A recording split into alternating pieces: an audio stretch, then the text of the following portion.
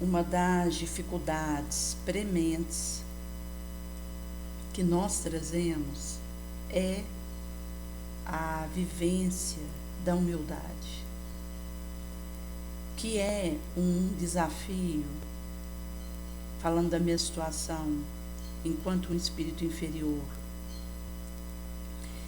que nos alerta para um estímulo que acontece devido ao que eu trago em mim para a arrogância.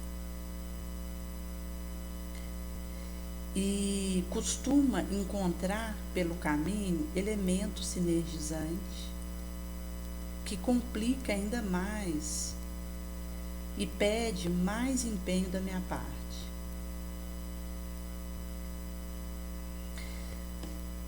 Nós estávamos numa conversa acerca de, ao fazer uma abordagem em um dado local, colocar acerca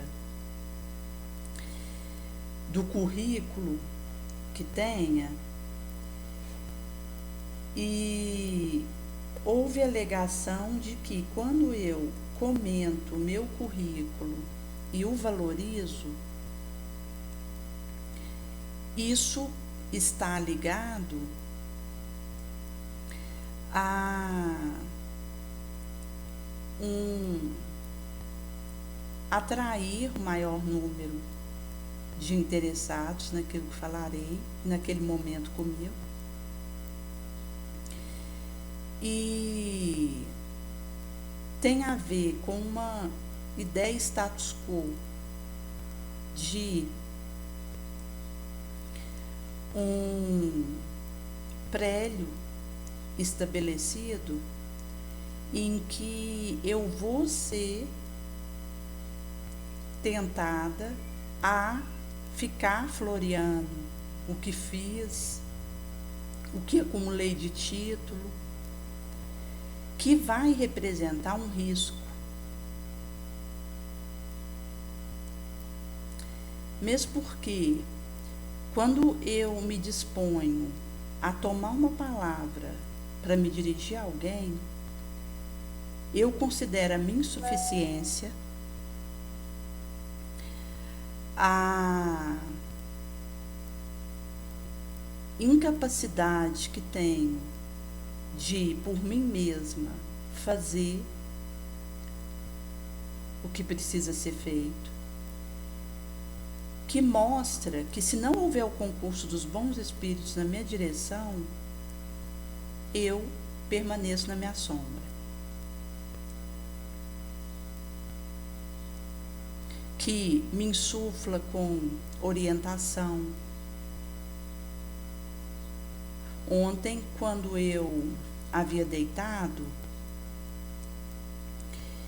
houve um sopro de algumas questões que foram colocadas para mim referente ao que eu viveria no dia seguinte, hoje.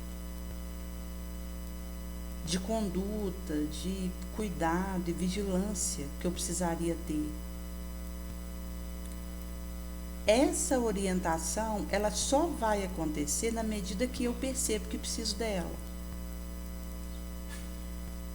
Porque se eu considero que já tenho uma preparação, uma formação autossuficiente e que basta para fazer bem feito o que me propus, eu vou ficar entregue a mim mesmo.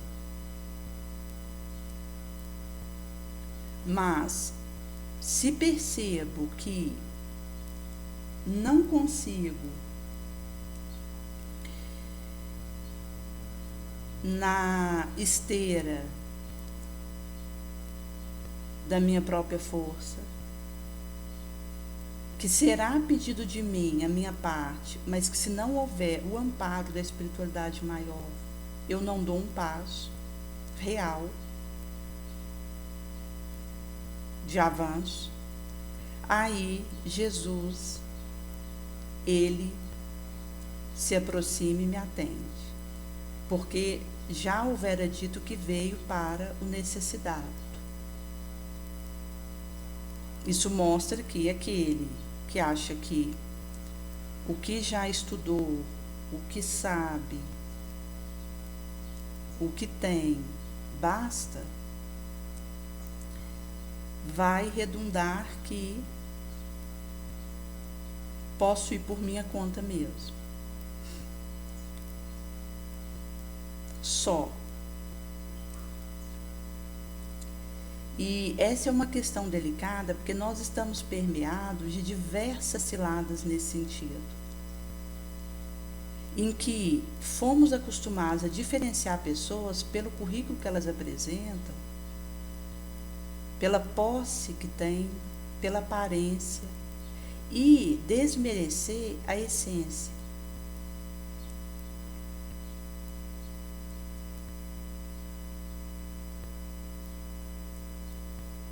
Que é o que o espírito levará quando ele for embora daqui, e que terá no seu registro consciencial o que ele tiver feito, de bom e de ruim, e é o que ele receberá do lado de lá. Em sendo assim, nessa faina que nós trazemos de valorizar os feitos materiais enquanto estamos por aqui, nós acabamos entrando no efeito manada, que nos faz não só colocar a pauta do que sejamos a partir dos títulos que tivermos acumulados, mas a nos preterirmos e panelarmos a partir disso.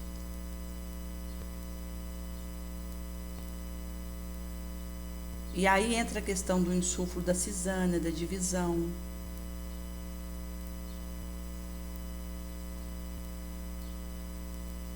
Se nós olharmos a situação do orbe hoje, é incontável o número de indivíduos em depressão, ansiedade, ideação suicida.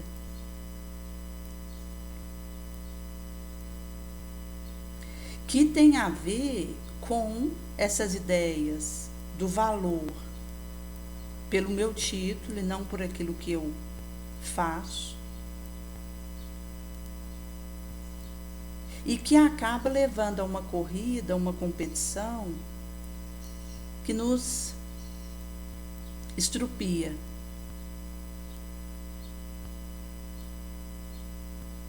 Que vai fatalmente me tirar do foco, que é a vitória sobre mim mesmo, que é a única, real.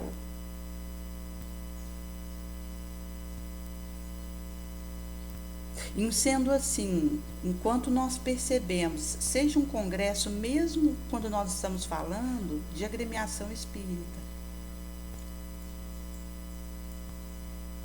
acaba que é comum perceber o relatório de currículo de homenagem que aquele que vai tomar uma dada palavra recebe, e o risco que isso representa, porque é uma casca de banana, é um ovo que eu quebro no pé do outro,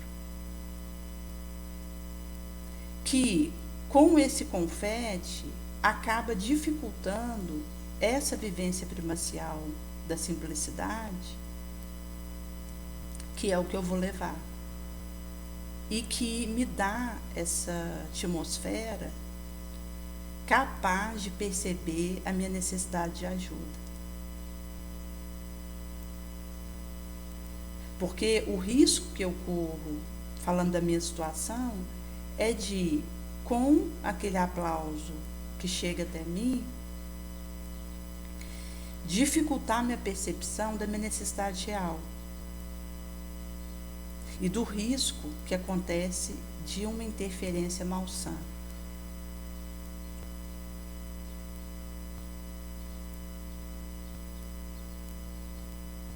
E se eu perco essa perspectiva, essa tela, por um instante, eu vou embora e nem percebo naquela vibração sombria. Por isso que a questão do cuidado que nós precisamos ter vai passar pelos paradigmas que nós trazemos e que estão a se refletir nas divisões que acontecem do Oiapoque ao Chuí terráqueo, nas quedas de médiuns, trabalhadores da seara espírita, nas antipatias que permitimos que tome conta de nós e que me afasta do centro espírita, porque não consigo demover aquilo, exígua e vencida por esse sentimento.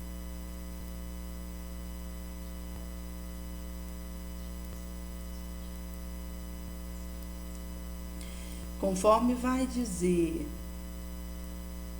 no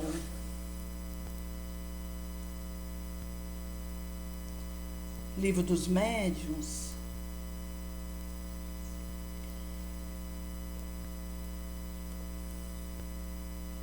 da identidade dos espíritos,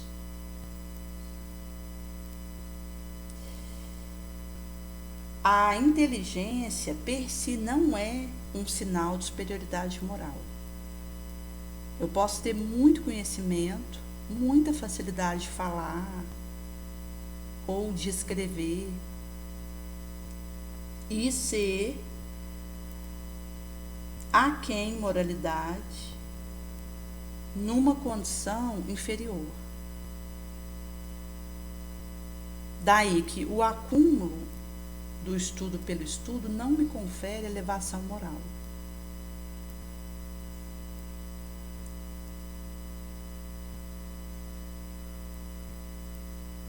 Hoje eu falava na sala a respeito das situações que é possível consertar e aquilo que pode se tornar irreversível. E nós colocáramos a questão de um desentendimento com o vizinho, em que possa ter acontecido algum tipo de interrupção de contato.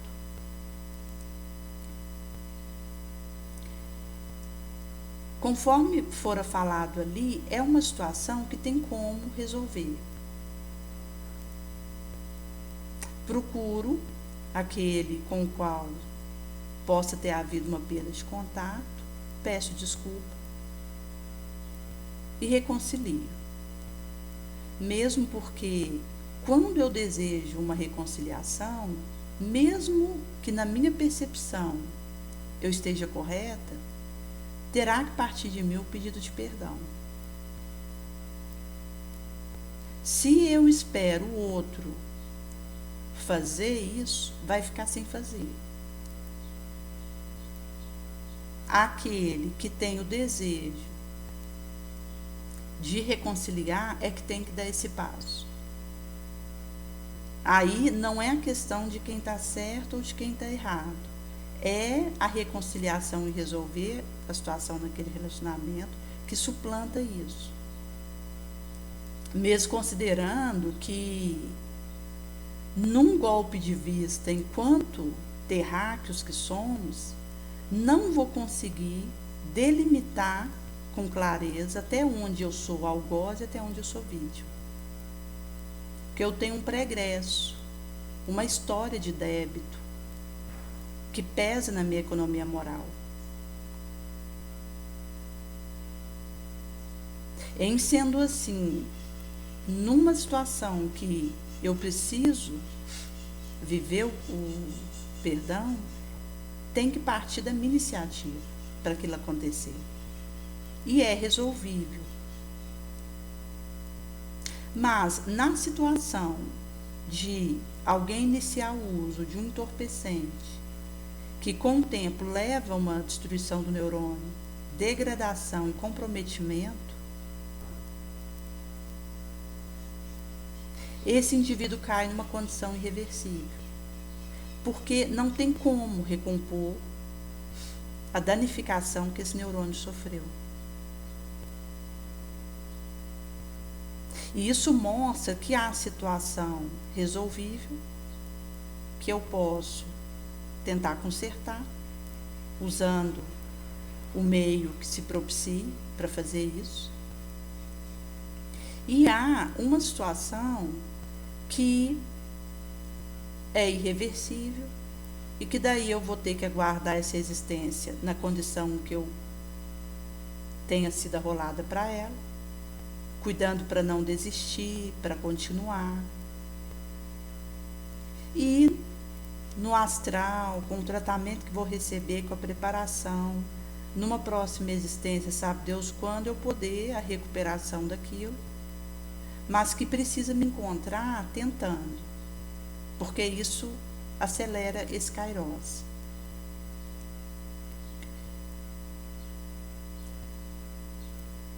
E com isso vai mostrar que aquilo que minha consciência acusa e que posso resolver, quanto antes fizer aquilo, melhor. Visto que pode acontecer de eu falhar e a minha consciência não acusar.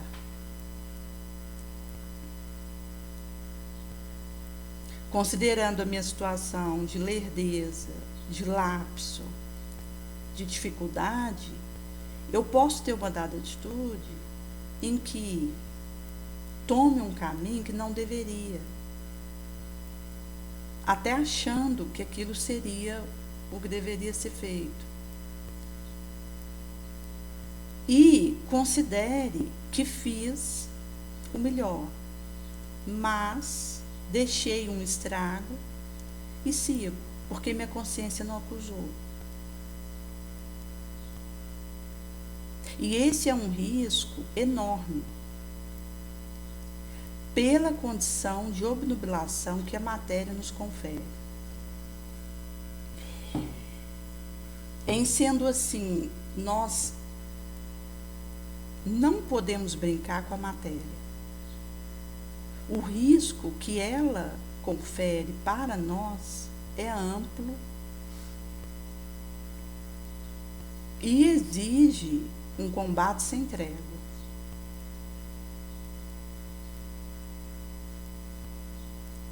Se sei que estar num corpo orgânico vai alterar a minha percepção e me colocar em situação que eu vou ter que constantemente estar analisando a minha atitude e vigiando, é melhor que quando a minha consciência acusa, eu resolva logo. Porque outras coisas virão para que eu tenha que dar conta daquilo. Daí, se eu aproveito que a minha consciência acusou e que aquilo me mostra que eu vacilei, eu vou, resolvo, conserto aquilo e vai facilitar para a próxima situação que me encontra.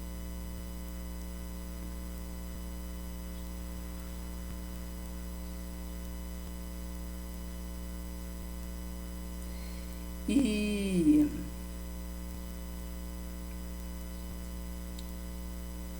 isso vai mostrar a questão da epidemia de obsessão que nós vivemos.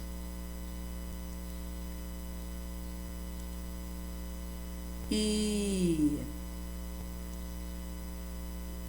das dúvidas, dos desacertos que nós trazemos. Tinha uma moça que estava necessitada de uma cesta por uma situação específica que ela está vivendo, e ela havia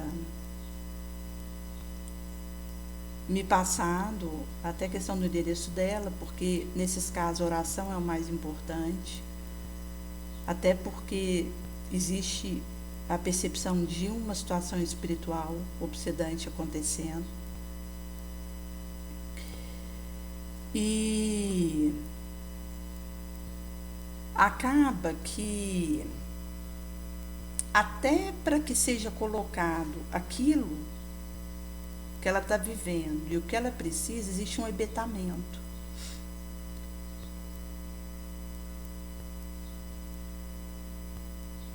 E uma sabotagem pelo ponto que a situação possa ter chegado. Porque quando eu tenho consciência de aquilo que falhei e o que preciso para resolver, eu já estou no meio caminho andado. Porque eu já tenho mais ou menos ali o garfo, o prato e o arroz nele.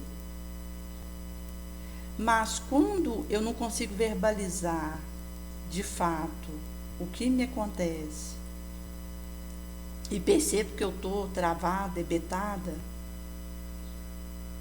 nessa sabotagem moral, isso denota um estágio em que facilmente eu posso trair a mim mesma e comprometer.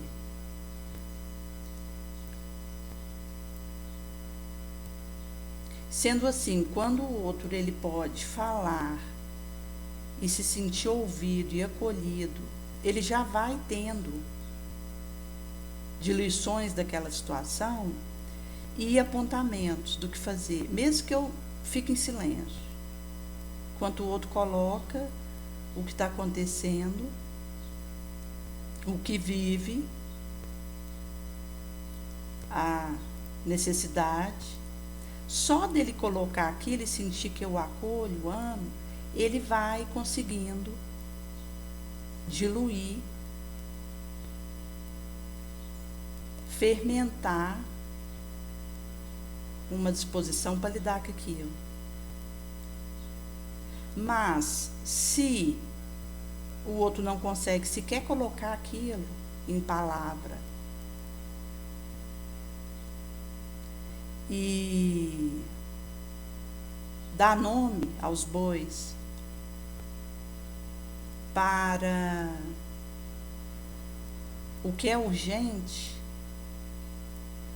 vai mostrar que pode acontecer um compliciamento espiritual, uma paralisação, que mostra o risco, inclusive, na ideação suicida, porque aí quando acontece o despertamento, pode ser uma iniciativa de fazer algo contra si mesmo.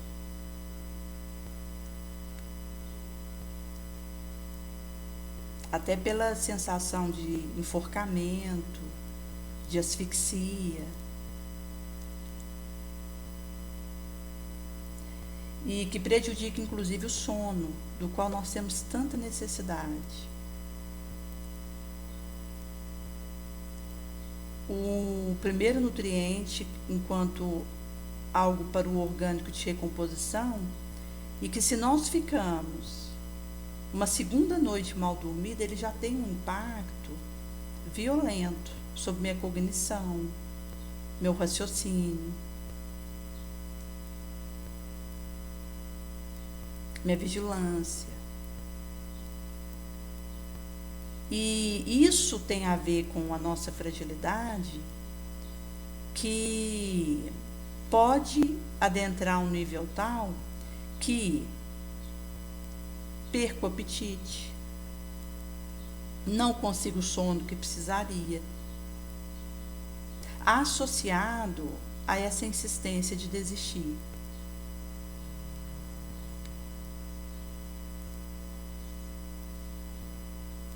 Tive um período que eu estava numa alteração energética importante, envolvia, inclusive, uma manobra expiatória que precisei viver nessa legislatura. E aconteceu de eu ter uma perda do apetite. Logo quando eu entrei nesse redemoinho, que é como se um furacão acontecesse dentro dele, já amainou o meu apetite, eu fui perdendo a vontade de comer, a capacidade de me alimentar. Foi acontecendo um definhamento do meu organismo, inclusive com anemia, e o sono foi prejudicado, em que eu deitava e não conseguia o desligamento pelo tormento mental que acontecia. E mostra que até para que eu pegue um pão e ponha na boca, eu preciso de um gasto energético e de uma condição mínima de equilíbrio, para que eu consiga deitar numa cama e tentar dormir.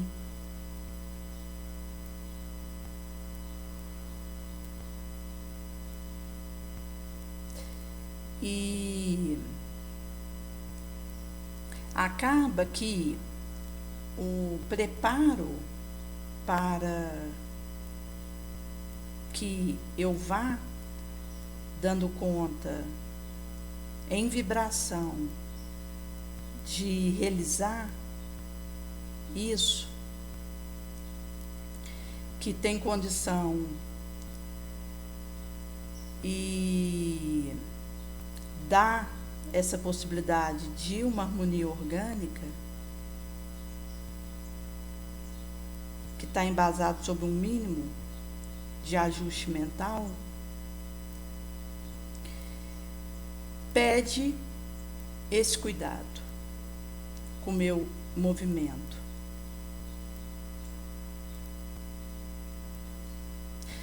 Visto que, se os anos passam e eu não consigo a recomposição energética, moral, diante do que me acontece, eu posso entrar num quadro de comprometimento irreversível.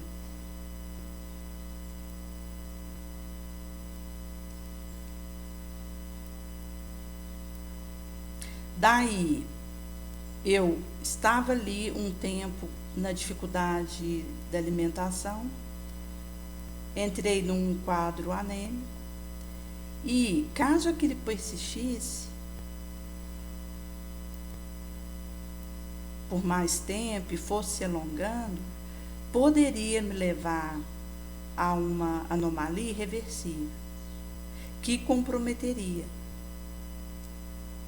meu quadro energético.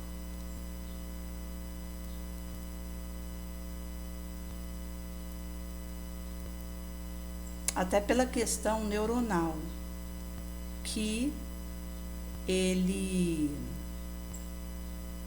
tem um berçário que vai, pelo exercício físico, pensamento positivo, via uma epigenética, auxiliar para que haja uma recomposição daquela célula cerebral morta, no sentido de substituir mesmo,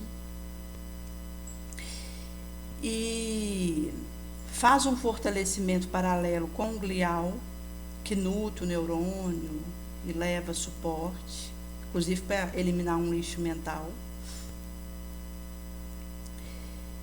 E vai ser possível ir sendo multiplicado na pauta do que é destruído por um estresse, uma alimentação incorreta, um pânico, somente quando aquilo se demora no tempo.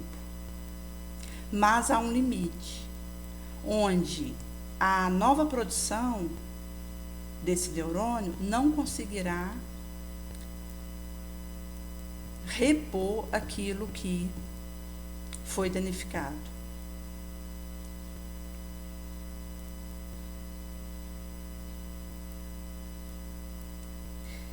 Jesus sabia tanto disso que ele já nos mostrara a receita da vigilância e oração. Porque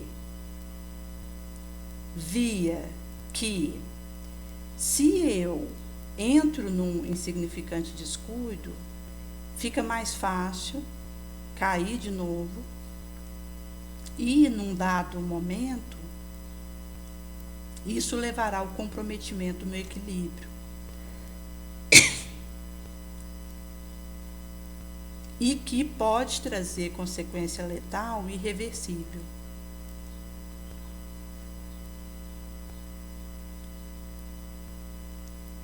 E nesse panorama, o uso de tarja preta, remédio controlado, se ele fosse retirado hoje, nós perceberíamos a nossa condição, nosso estado real. Em que a prece, ela vai ter um efeito de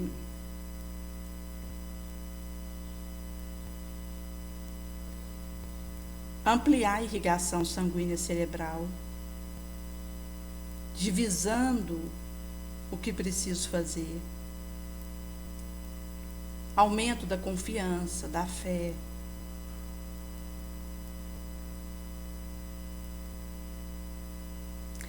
E com o efeito desobsessivo que vem disso. Porque quando eu pego o Evangelho segundo o Espiritismo, onde está a moral do Cristo, é um mapa do tesouro desobsessivo. Por isso nos alivia. Porque desobseda. Leva atendimento para o espírito sofredor que está junto comigo.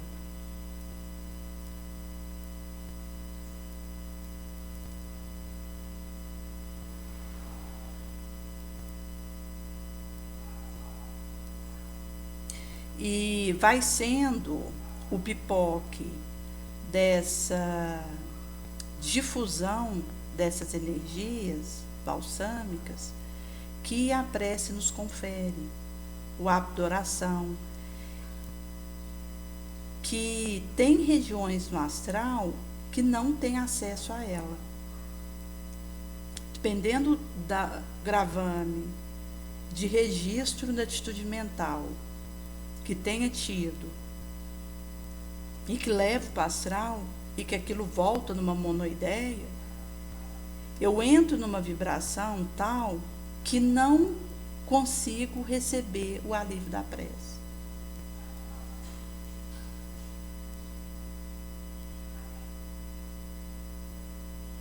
E sendo assim, existem regiões que um pentelésimo de oração aliviaria aquela agonia, aquela urdidura que aquele espírito vive e não chega até ele.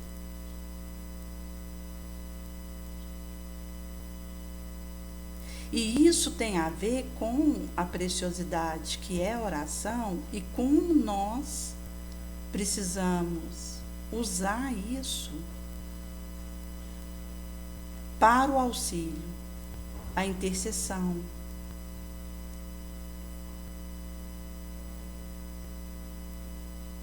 Porque nem em toda parte vai ser possível a prece chegar.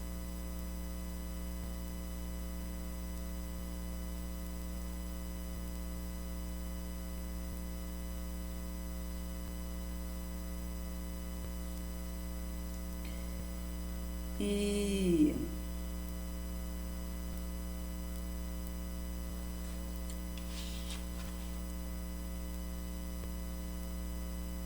tem a ver com esse socorro dos bons espíritos, desde a mente até o diapasão sanguíneo.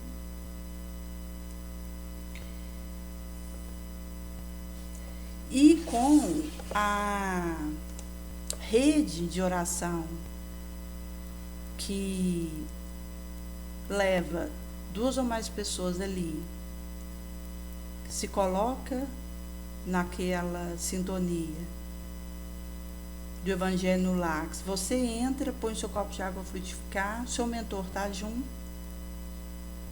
Jesus se faz presente, já tem 3 ou mais pessoas, para que a rede da graça alcance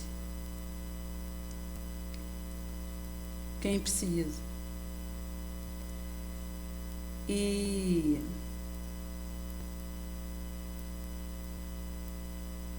vai me dar esse fortificante para pacificar sem ter paz,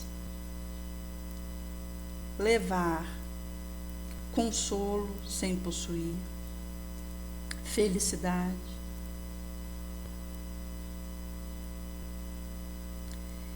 E onde nós vamos conseguindo forjar a base, o espectro, para o momento em que tem placas diante de mim, preciso tomar uma decisão e vou poder pensar como Jesus agiria no meu lugar. Que ao fazer essa análise, saberei que irei pelo atalho, pela ruela que for, e não errarei.